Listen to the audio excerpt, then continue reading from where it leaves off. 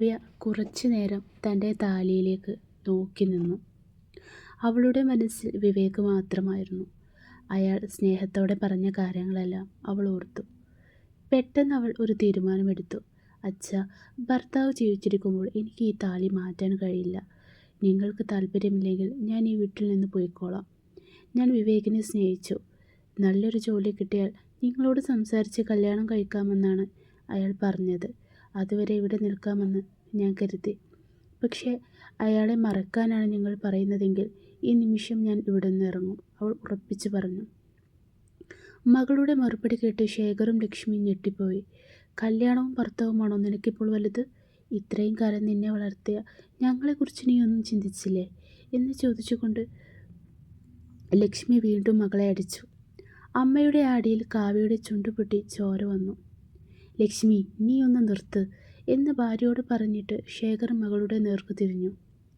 കാവ്യ, ഇനി എൻ്റെ തീരുമാനം കൂടി നീ കേട്ടോ, ശേഖർ ഗൗരവത്തിൽ പറഞ്ഞു. ശരീരമാകെ വേദനിക്കുന്നുണ്ടായിരുന്നെങ്കിലും ചുണ്ടു നേർന്ന വേദനയ്ക്കിടയിലും കാവ്യ കണ്ണീർ തുറച്ചുകൊണ്ട് അച്ഛനെ നോക്കി. ഞങ്ങളെ വേണ്ടെന്ന് വെച്ച് നീ അവനെ കല്യാണം കഴിച്ച ആ നിമിഷം തന്നെ ഞങ്ങളുടെ മകളെന്ന നിന്റെ ബന്ധം അവസാനിച്ചു. കരഞ്ഞുകൊണ്ട് സംസാരിക്കുന്ന ശേഖറിൻ്റെ വാക്കുകൾ കേട്ടപ്പോൾ കാവ്യയുടെ മനസ്സും വിങ്ങാൻ തുടങ്ങി. അച്ഛൻ പറഞ്ഞത് സത്യമല്ലേ? വിവേക് ആവശ്യപ്പെട്ടപ്പോൾ തന്നെ ഞാൻ അതിന് സമ്മതിക്കാതിരുന്നെങ്കിൽ അച്ഛനും അമ്മയ്ക്കും ഇത്ര സങ്കടം ഉണ്ടാവില്ലായിരുന്നു എന്ന് അവൾ നീറ്റലോടെ ഓർത്തു. ഇനി ഇതിനെക്കുറിച്ച് ആലോചിച്ച് വിഷമിക്കേണ്ട ലക്ഷ്മി.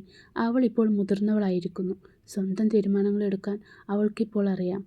നമ്മളെ ഒട്ടും പരിഗണിക്കാത്ത അവളെ ധൈര്യമായി രജിസ്റ്റർ വിവാഹം കഴിച്ചു. പോരാത്തതിന് അമ്പലത്തിൽ വെച്ചും വിവാഹിതയായി, ശേഖർ വേദനയോടെ പറഞ്ഞു. അദ്ദേഹം വീണ്ടും മകളെ നോക്കി പറഞ്ഞു.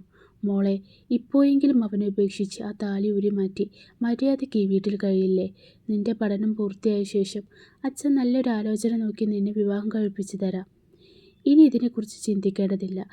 അവളെ ഇവിടെ നിന്ന് ഇറക്കി വിട് എന്ന് ശേഖർ ദേഷ്യത്തോടെ വീണ്ടും പറഞ്ഞു. എന്താണ് ഈ പറയുന്നത്? അവൾ ചെറിയ കുട്ടിയല്ലേ. നിങ്ങൾ ഇങ്ങനെ ദേഷ്യപ്പെടാതെ ദയവ് ചെയ്ത് അവളെ ഈ ചതിക്കുയിൽ നിന്നും രക്ഷിക്കൂ എന്ന് ലക്ഷ്മി കരഞ്ഞുകൊണ്ട് അപേക്ഷിച്ചു.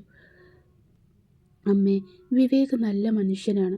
അദ്ദേഹത്തിന് അമ്മയും അനിയത്തിയുമുണ്ട്. പക്ഷെ അച്ഛനില്ല. എന്നെ വഞ്ചിക്കണമെന്ന ഉദ്ദേശം അദ്ദേഹത്തിനില്ല. എന്നെ നിങ്ങളിൽ നിന്നും അകറ്റാതിരിക്കാനാണ് അദ്ദേഹം ഇത്ര വേഗത്തിൽ വിവാഹം നടത്തിയത്. ദയവ് ചെയ്ത് എന്നെ മനസ്സിലാക്കാൻ ശ്രമിക്കൂ, കാവ്യ യാചിച്ചു. നിർത്തൂ. അവൻ അത്ര നല്ലവനാണെങ്കിൽ ഞങ്ങളോട് ഒന്ന് ചോദിക്കണമായിരുന്നു. ഇങ്ങനെ ഒളിച്ചോടി വിവാഹം കഴിക്കുമായിരുന്നില്ല. മനസ്സിന് വിഷമം വരുമ്പോഴെല്ലാം ലക്ഷ്മിക്ക് ശാരീരികമായ വേദനയും തുടങ്ങും. അത് കണ്ടതും കാവ്യ വേഗത്തിൽ ഓടിച്ചെന്ന് മരുന്നുമായി വന്നു. എന്നാൽ ലക്ഷ്മി കാവ്യയുടെ കൈ തട്ടി മാറ്റി. ഉടനെ ശേഖർ ആ മരുന്ന് ലക്ഷ്മിക്ക് നൽകി വെള്ളവും കുടിപ്പിച്ചു. എന്നിട്ട് ദേഷ്യത്തോടെ കാവ്യയോട് പറഞ്ഞു. ഈ താലി ഉപേക്ഷിച്ച് എൻ്റെ മകളായി ഇവിടെ കഴിയാൻ നിനക്ക് സമ്മതമാണെങ്കിൽ മാത്രം ഈ വീട്ടിൽ നിന്നാൽ മതി. അല്ലെങ്കിൽ ഇപ്പോൾ തന്നെ ഇറങ്ങിപ്പോയിക്കോ. കാവ്യ ആകെ തളർന്നുപോയി. ഇപ്പോൾ തന്നെ ഞാൻ പോകണോ അച്ഛാ എന്നവൾ പേടിയോടെ ചോദിച്ചു. നിനക്ക് ഞങ്ങളെ വേണ്ടല്ലോ, പിന്നെ എന്തിനാണ് ഇവിടെ നിൽക്കുന്നത്? ഇറങ്ങിക്കോ, ശേഖർ കടുപ്പിച്ച് പറഞ്ഞു. എനിക്ക് അച്ഛനെയും വേണം, വിവേകിനെയും വേണം എന്ന് കരഞ്ഞുകൊണ്ട് അവൾ മറുപടി നൽകി. അതൊരിക്കലും നടക്കില്ല കാവ്യ. എൻ്റെ മകളായി ഇവിടെ കഴിയുന്നെങ്കിൽ നിൽക്കാം, ഇല്ലെങ്കിൽ പുറത്തേക്ക് പോയിക്കോ എന്ന് ശേഖർ ഉറപ്പിച്ച് പറഞ്ഞു. അച്ഛൻ ഒരിക്കലെങ്കിലും വിവേകിനോടൊന്ന് സംസാരിച്ചു നോക്കൂ. അച്ഛൻ ഉറപ്പായും അവനെ ഇഷ്ടപ്പെടും എന്ന് കാവ്യ പറഞ്ഞപ്പോൾ ശേഖർ അവളെ ദേഷ്യത്തോടെ നോക്കി. എവിടെ വെച്ച് സംസാരിക്കണം? നിങ്ങൾ സംസാരിക്കാറുള്ള കോളേജിലോ, ലാബിലോ, ബസ്സിലോ, അതോ വേറെ എവിടെയെങ്കിലും പോകാറുണ്ടോ? മാന്യതയുള്ളവനാണെങ്കിൽ അവൻ നേരിട്ട് വന്ന് എന്നോട് സംസാരിക്കുമായിരുന്നു എന്ന് ശേഖർ പരിഹസിച്ചു. എനിക്ക് തെറ്റു പറ്റിപ്പോയി അച്ഛാ. വിവേകിനോട് നേരിട്ട് വന്ന് അച്ഛനോട് സംസാരിക്കാൻ ഞാൻ പറയാം എന്ന് കാവ്യ വിനീതമായി പറഞ്ഞു. സത്യം പറയൂ കാവ്യ, ഞങ്ങൾ ആരുമില്ലാതെ കല്യാണം കഴിക്കാൻ നിനക്ക് എങ്ങനെ മനസ്സ് വന്നു എന്ന് ശേഖർ വേദനയോട് ചോദിച്ചു.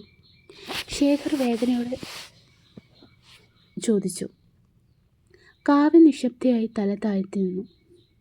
എഞ്ചിനീയറിംഗിന് പഠിക്കുന്ന നിനക്ക് ഇത്ര പോലും ബുദ്ധിയില്ലാതെ പോയല്ലോ എന്ന് അദ്ദേഹം അവളെ ശകാരിച്ചു. അച്ഛാ, പ്ലീസ് വിവേകിനോടൊന്ന് സംസാരിക്കൂ എന്ന് പറഞ്ഞ കാവ്യ അച്ഛൻ്റെ കാല് പിടിച്ച് കരഞ്ഞു. മകളോടുള്ള സ്നേഹവും അവൾ തങ്ങളോട് പറയാതെ വിവാഹം കഴിച്ചതിലുള്ള സങ്കടവും ശേഖറിനെ വല്ലാതെ ഉലച്ചു കളഞ്ഞു. ആ സമയത്താണ് രഘു അദ്ദേഹത്തെ ഫോണിൽ വിളിച്ചത്. ശേഖർ ഫോണെടുത്തു. ശേഖർ, എനിക്ക് നിങ്ങളോട് അടിയന്തരമായി ഒന്ന് സംസാരിക്കണം. വീടിനടുത്തുള്ള കഫേയിലേക്ക് ഒന്ന് വരൂ എന്ന് പറഞ്ഞ് രഘു ഫോൺ വെച്ചു. ഉടനെ തന്നെ ശേഖർ അവിടേക്ക് പുറപ്പെട്ടു. അപ്പോഴാണ് വിവേക് കാവ്യയ്ക്ക് ഫോൺ ചെയ്തത്. കാവ്യ പൊട്ടിക്കരയുകയായിരുന്നു. അത് കേട്ട് വിവേക് ആകെ പരിഭ്രമിച്ചു പോയി. എന്തു പറ്റി കാവ്യ?